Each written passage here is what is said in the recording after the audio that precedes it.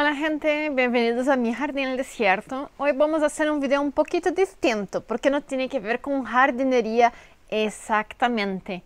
Y sí, sobre una nueva revolución, o por lo menos lo que quieren que nosotros creamos, que está bastante en la media hoy en día. Y yo veo interesante traer esos puntos, un poquito de ecología, un poco de ciencia en general, para que ustedes sepan cuando alguien habla para ustedes sobre el asunto o que ustedes vean en un periódico. Y yo estoy hablando del lobo terrible o la desextinción de él.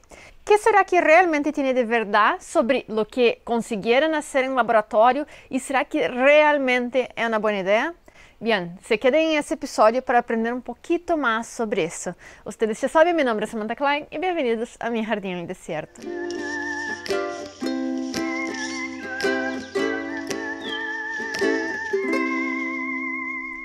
Entonces, hola gente, bienvenidos de nuevo acá al canal. Espero que ustedes quédense en este video, aunque no sea sobre jardinería, porque creo que ese tipo de cosa es bueno nosotros discutirmos y ver las diferentes miradas que nosotros podemos tener sobre eso.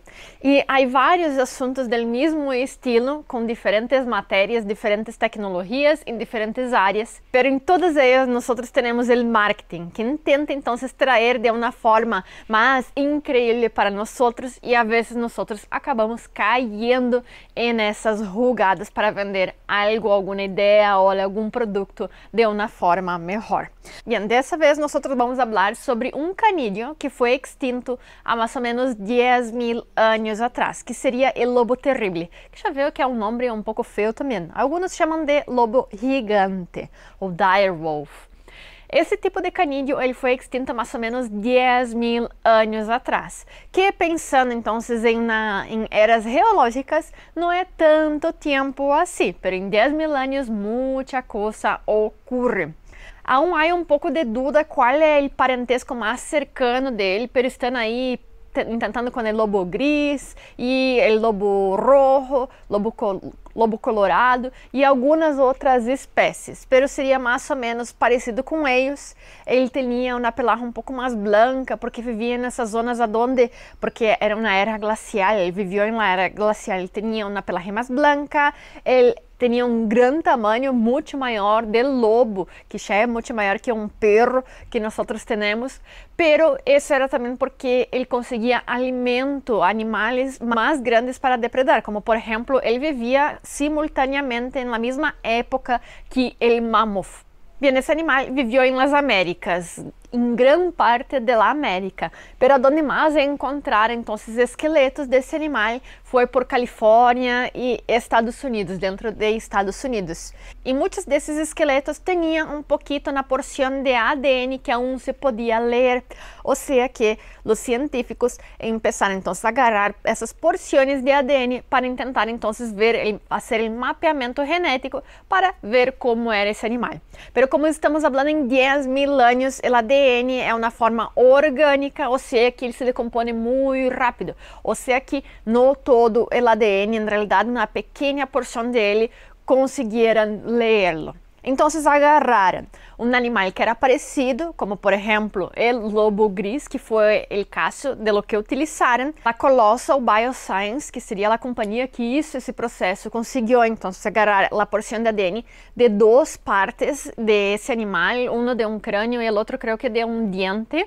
Agarraram, vieram então, fizeram um mapeamento junto com a inteligência artificial para ver quais porções de ADN tinham algumas características marcantes que eles podiam implantar em um lobo gris para que assim ele quedasse então muito parecido com o lobo terrível. Creio que modificaram aí 40 genes, acordando-se que nós temos milhares já, então foi uma ínfima porção. E segundo eles, então, agarraram esses genes que são, então, responsáveis por certas características marcantes desse animal, como eu havia dito, de pelagem um pouco mais claro e também muito maior tamanho. Pero hay que acordarse en genética que quizás, por ejemplo, nosotros, igual que nosotros aprendemos cuando hablamos de genética mendeliana en la escuela, que pensamos que, por ejemplo, la cor de los ojos va a dar por una característica ahí de un X grande y un X minúsculo, pero no es bien así. Nosotros tenemos varios genes responsables al mismo tiempo por la característica de solamente un fenótipo, como por ejemplo los ojos azules o el tamaño mayor del lobo gris. Y si nosotros tenemos esa influencia de diferentes genes, quizás un gen sea el más encargado, pero los otros también influenciarán eso, ¿ok? Bien, yo no voy a entrar en el detalle técnico, genético de todo ese proceso, porque no es el porqué de ese video. Nosotros queremos discutir más en ese video el por qué hacer eso y también cuáles serían las consecuencias y si realmente podemos decir que eso podría salvar una especie, ¿ok? Pero agarraron entonces una célula con ese ADN modificado, consiguieron de ahí entonces hacer un embrión y ese embrión fue implantado en nuevamente otro individuo, creo que era un lobo, no sé si era un lobo o un perro, y a partir de ahí hubo la gestación y a partir de ese proceso consiguieron crear 3 individuos que llamaron, por lo menos en la media, en la televisión, en YouTube, de lobo terrible, ¿ok? Bien. Primero, nosotros tenemos que comprender que ese animal no vino con una genética perfecta igual a un lobo terrible. Solamente algunas porciones del ADN fueron modificadas para así el parecer más fenotípicamente ese animal del pasado, ¿ok? Pero sería igual que nosotros hacemos, por ejemplo, en el choclo transgénico, en lo cual nosotros inserimos algunas porciones de ADN de otro animal, otra bacteria, para que así él quede más resistente a algunas enfermedades. O sea que ese animal en realidad que crearon fue un lobo gris transgénico, digamos así, con algunas modificaciones, pero él nunca va a ser genéticamente ese animal que están diciendo que hicieron la desextinción.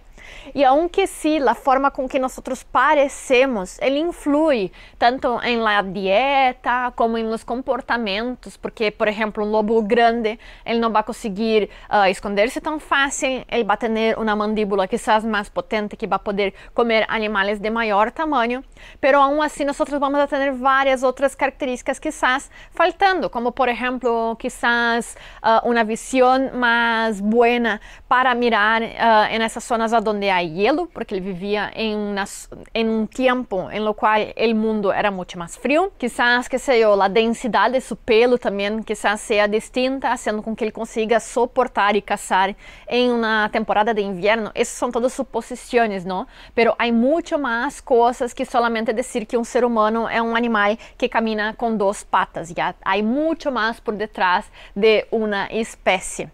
Y además de todo, hay esa parte social. Todos los canídeos, los mamíferos en general, la mayoría de ellos son muy sociales. Y muchas cosas nosotros no vamos a nacer sabiendo. Eso va a ser un conocimiento que va a pasar de generación a generación.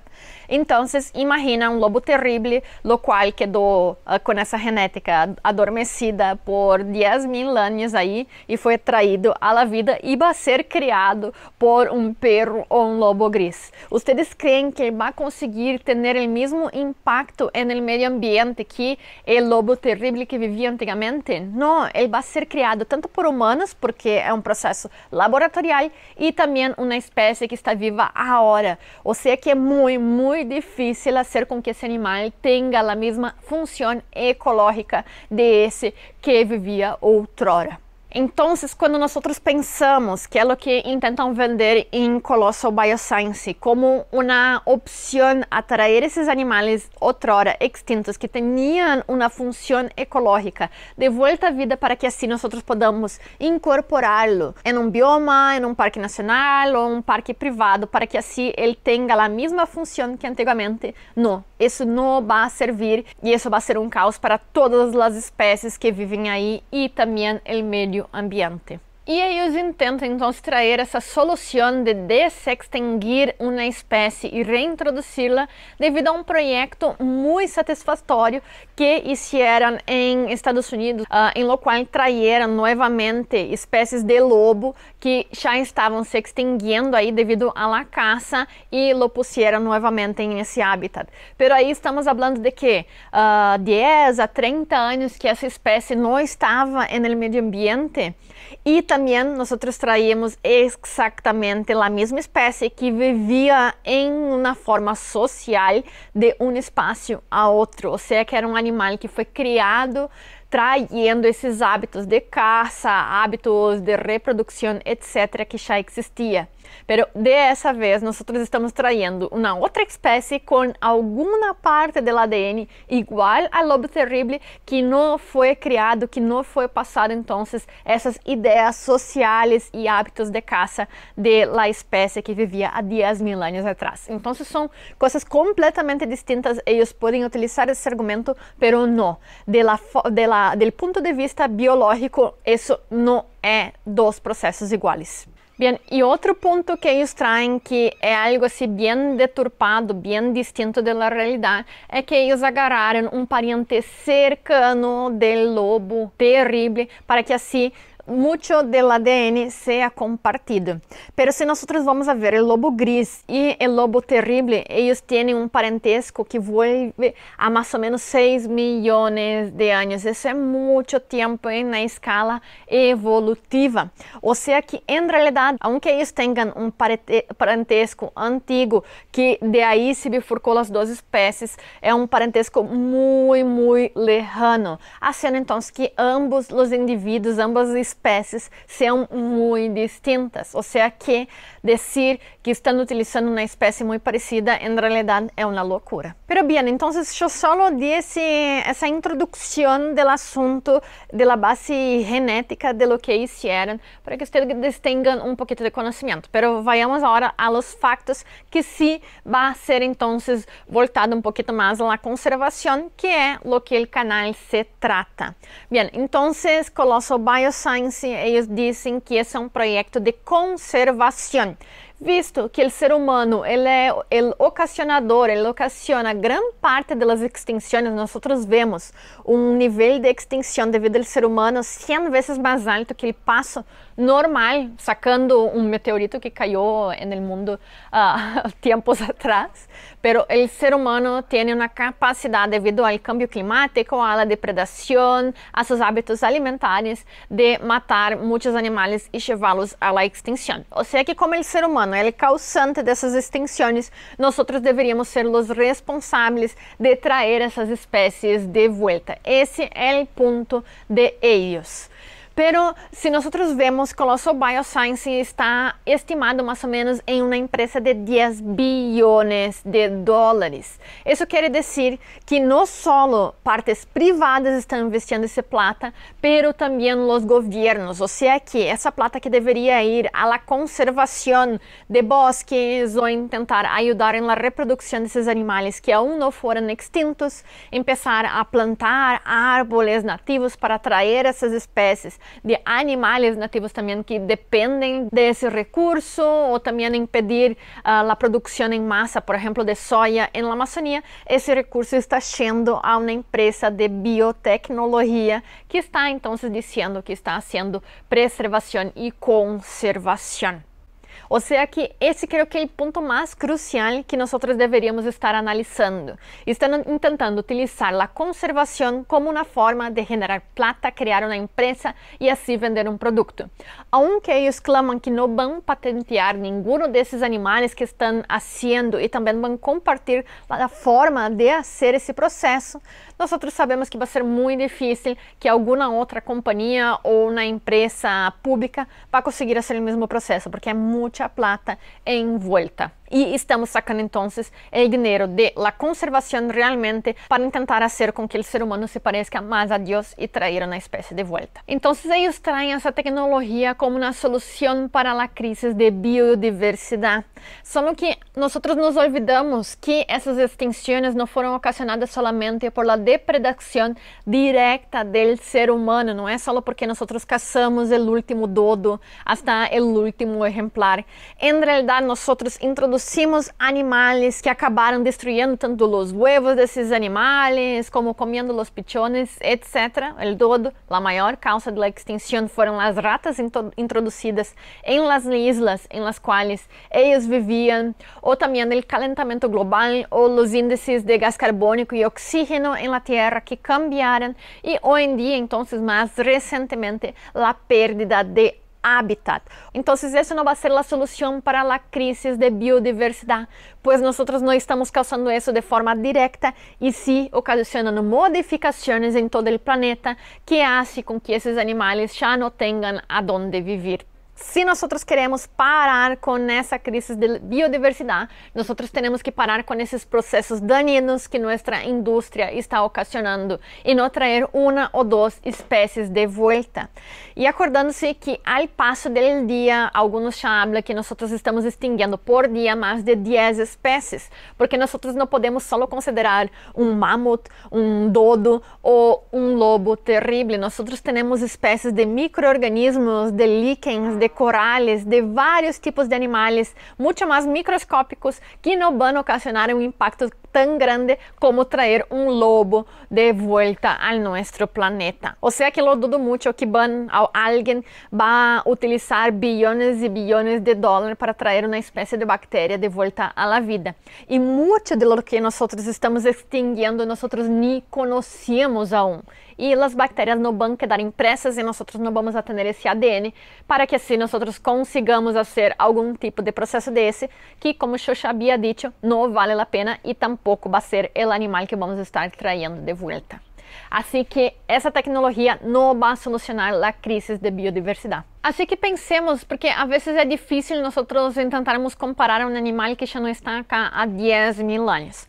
Pero pensamos em alguns animais que estão se extinguindo hoje em dia e estamos sofrendo então com a devastação de certas espécies. Uma que todos falam seriam, por exemplo, as abejas, que estão sofrendo também e provavelmente em los próximos anos nós já tenhamos muito poucas populações de elas.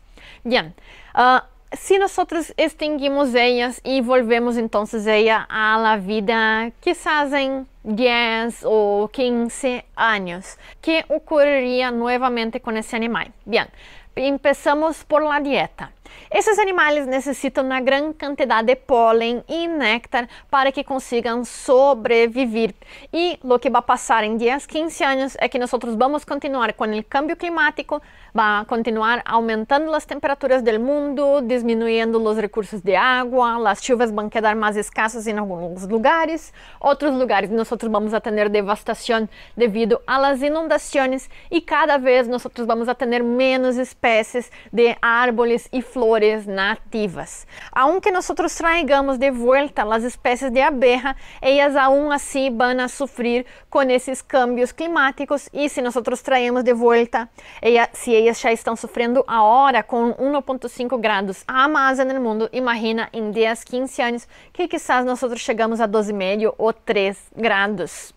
Outro ponto seria, por exemplo, os agrotóxicos, os quais cada vez estão sendo mais difundidos. Nós paramos a utilização de um ou dois tipos de agrotóxico, mas inventamos ao mesmo tempo 10 ou 15 novos. Cada vez mais nós vamos utilizar mais tipos de plaguicida, devido também aos grandes monocultivos que cada vez mais estão sendo utilizados ao redor do mundo, bem como esses cambios do ambiente que também estão ocasionando a reprodução a mais de certos hongos, certas bactérias, vírus e também outros insectos. Ou seja que se nós extinguimos um animal devido à utilização de agrotóxicos, não cambiamos nossa forma de fazer as coisas e lo traíamos de volta, novamente nós vamos a ter essa extinção. O problema não é a extinção direta de um animal, e sim todo o que estamos fazendo em seu ecossistema. Bem, e mais um ponto a considerar é a competição. Quando nós sacamos uma espécie de um nicho ecológico seria então um local onde o animal vai conseguir tanto o alimento, local para reproduzir-se, local para viver ou hibernar durante o inverno. Nós vamos estar abrindo esse espaço, esse nicho ecológico para que outras espécies empecem então a evolucionar, a emigrar e acabar utilizando esse espaço em la ecologia, no ecossistema. Então, se nós pensamos 10.000 anos, quizás não é tanto tempo geológico, pero para o ecossistema 10.000 anos é muito tempo. E provavelmente esse nicho já começou a ser utilizado por outras espécies. Se pensamos em América do Norte, que é onde se enfoca mais nas populações de lobo terrível, nós sacamos essa espécie há 10.000 anos atrás e nós já tínhamos outras espécies de lobo vivendo aí, como o lobo colorado, o lobo rojo e também o lobo gris, además de espécies de ossos que também vão depredar, alguns deles vão ser carnívoros e também algumas outras espécies que também vão utilizar esse nicho.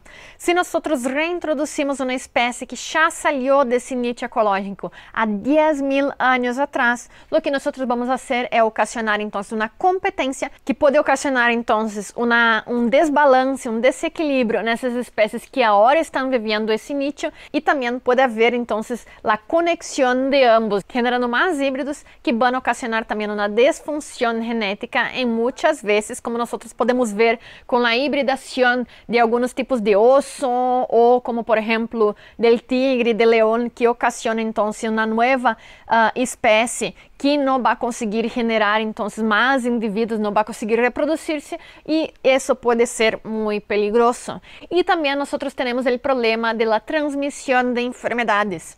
O lobo gris não parou de evolucionar nesse ambiente e pode ser que hoje em dia ele está em contato com novas enfermidades virais, bacterianas, que o lobo terrível, se for um lobo terrível, o que hicieron ya, pero já falamos dessa parte, se nós reintroduzimos ela aí, quizás essa espécie não vai estar adaptada a essas enfermidades, haciendo então com que ele perezca novamente e quizás de uma forma muito mais cruel. Bien, e outro ponto que me causa muito ruído, digamos assim, é a questão que nós temos dois discursos vindo de los mesmos cientistas dessa Colossal Bioscience. Algumas vezes eles vão dizer que esses animais então são animais modificados, que nós não sabemos seu comportamento e nunca lo sabremos se está igual ao lobo terrível de antigamente, porque nós não temos registro desses animais, os seres humanos aún não estavam em contato com ele, nem sabiam como anotar essas coisas, e então nós nunca vamos poder liberá-los em zonas naturais novamente. Ou seja que se é assim, como vocês podem vender essa ideia como uma ideia de conservação, porque nós nunca vamos saber o impacto que vai ocasionar essa nova espécie.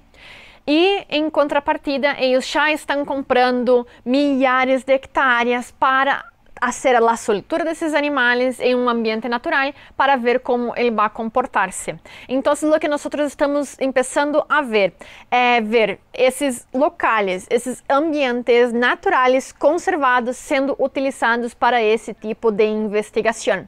Por agora, são creio que 20.000 hectares em lo qual vão soltar esses 3 exemplares de lobo terrível, pero a mais futuro, quizás, o governo já esteja liberando também zonas de parques nacionais e outras áreas conservadas para fazer esses experimentos. Então, o que nós estamos vendo é um esforço, uma liberação dessas áreas de conservação para fazer experimentos científicos que nós não temos nem a ideia de que impacto vai generar. Ou seja, que realmente vale a pena fazer isso. E se nós estamos permitindo utilizar uma área de conservação, uma zona natural para inserir um animal que nós criamos em laboratório e deixar com que ele deprede todos os animais aún vivos, não extintos aí nessa região, será que nós não estamos dando então um espaço para que as pessoas também discutam se eu não posso comprar aí 2.000 hectares ao meio de África e caçar eu os leões? Porque o que nós estamos fazendo é soltar uma espécie, algo modificado por el ser humano em um ambiente natural, fazendo com que ele possa depredar as espécies nativas dessa zona. Ou seja, que eu creio que é um problema de conservação gigante que nós estamos criando. Hasta que ponto nós vamos deixar que nós tenhamos um impacto real nessas zonas naturais devido à ciência ou algum tipo de investigação? E também aí entra outra coisa, que seria um conceito que foi o que eu hice meu trabalho de tesis na universidade, que seria o conceito de megafauna carismática, ou que também nós chamamos de espécies paráguas. Sempre há alguns tipos de animais que chamam mais a atenção do ser humano. O delfim, o dugong, os pinguinos, o leão. Ou seja que quando nós começamos a fazer esforços de conservação, muitas vezes nós vamos a tentar enfocar nessas espécies que são mais atrativas para o ser humano. Pero ao ponto que nós estamos tentando salvar um leão, por exemplo, nós temos que salvar toda a savana para que assim ele consiga sobreviver nesse meio. Eu sei que o lobo terrível está tentando ser enmarcado dessa forma, como uma espécie parágua, que se nós traímos de volta, nós vamos a ter que fazer o esforço de conservar uma zona inteira para que assim ele consiga sobreviver. Pero aún assim, eu creio que nós vamos estar criando mais parques temáticos para que nós tenhamos alguns exemplares de eles, para que assim o ser humano se pueda deleitar mirando e generando plata, criando um parque temático e utilizando-lo, que em verdade conservando todos os animais que deveriam viver aí. Eu creio que muitas vezes a megafauna carismática ou as espécies paráguas são mais utilizadas de forma de marketing que realmente em uma forma de conservação. E eu creio que é isso que vai passar com o lobo terrível. Nós não vamos tentar conservar todo e sim só criar parques temáticos para liberá-los aí, porque eles mesmos já disseram que nós não vamos poder liberar no ambiente natural de forma general. Então, eu creio que essa é outra coisa que nós deveríamos começar a pensar. Pero bien, aunque sou completamente contra todo esse projeto e todas as excusas que eles dão que vão ajudar na conservação, etc., eu creio que há algumas coisas que nós podemos sacar de toda essa história, que seria então criar novas ferramentas para tentar salvar eticamente, digamos, não sei se eticamente, pero algumas espécies. Tanto isso pode ser utilizado para nós outros. Por exemplo, eu não estou a favor de começar a trazer espécies extintas de volta à vida, pero dependendo alguns tipos de engenharia genética podem sim ser utilizadas quizás dentro de algum tempo para ajudar algumas espécies que aún vivem e também salvar os seres humanos de certa forma. Por exemplo, se nós pensamos em las bananas, que nós podemos ver hasta essas acá atrás. Agora não se nota tanto, porque já he derrumbado muitas. Nós tivemos alguns anos atrás o que se dizia el mal de Panamá, que seria um hongo que entra em contato com as bananeiras e faz com que elas mueram antes de conseguir produzir frutos, o que ocasionou quase a extinção das plataneiras alrededor do mundo. Isso foi muito preocupante. E nós sofrimos então para encontrar variedades ou formas de conseguir manter essa espécie em nossas dietas e também no ambiente normal. E através, por exemplo, la Embrapa, que seria o órgão de investigação agrícola acá em Brasil, nós já conseguimos, através da bioengenharia, criar bananeiras plataneiras que conseguem resistir ao mal de Panamá. Ou seja que devido à inserção de alguns genes dentro do ADN da bananeira, hoje em dia ela consegue resistir a essa enfermidade e assim consegue então continuar produzindo e generando alimento, não só para nós, mas também a vários animais em seus ambientes naturais. E eu vejo que isso é um avanço muito importante, tanto para nós como para o meio ambiente. Também há certos animais que não conseguem aguentar essas temperaturas um pouco mais altas e quizás devido à bioengenharia nós consigamos modificá-los para que assim eles não pereçam em um futuro não tão distante. Eu creio que nós não devemos embasar então todo através dessas tecnologias. Nós temos que dar ênfase em diminuir esse impacto climático que o ser humano tem sobre o meio ambiente. Pero se nós não conseguimos revertir todo esse processo dentro de poucos anos, quizás isso vai fazer com que nós consigamos ganhar um pouco mais de tempo para que essas espécies consigam adaptar-se. Eu sei que eu vejo isso muy interesante. Y hasta algunas enfermedades de los seres humanos, quizás nosotros consigamos mapear ese tipo de enfermedades, algunos tipos de enfermedad, y así hacer con que los seres humanos necesiten menos medicina, menos recursos para conseguir sobrevivir con una vida sana y feliz. Yo creo que es muy bueno que nosotros busquemos soluciones variadas para el mismo problema, visto que si una de ellas no funciona, quizás nosotros tengamos otra oportunidad con algún otro tipo de tecnología. Y no estoy hablando solo con el medio ambiente, en todo en nuestras vidas es bueno que nosotros tengamos diferentes formas de ver el mundo para que así nosotros consigamos actuar de la mejor forma.